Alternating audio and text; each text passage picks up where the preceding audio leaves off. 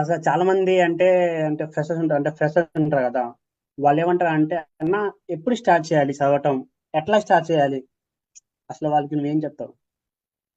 Start అనేది just first of all అంటే ఏదో అడిగి స్టార్ట్ చేద్దామా, ఇప్పుడు స్టార్ట్ చేద్దామా, అప్పుడు కాదు. నువ్వు కాన్ఫిడెంట్ గా ఎప్పుడైతే స్టార్ట్ చేయాలనుకున్నావో అప్పుడే స్టార్ట్ చేయి.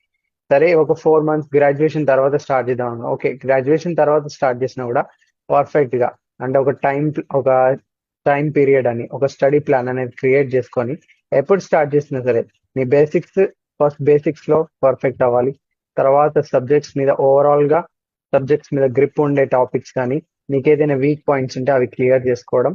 ఏ టైంకైనా సరే, ఇప్పుడు ఫర్ ఎగ్జాంపుల్ మన ఫ్రెండ్స్ అందరూ 4th ఇయర్ లో స్టార్ట్ చేశారు, నేను ఇంకా స్టార్ట్ చేయలేదు అని భయపడాల్సిన అవసరం ఏం లేదు.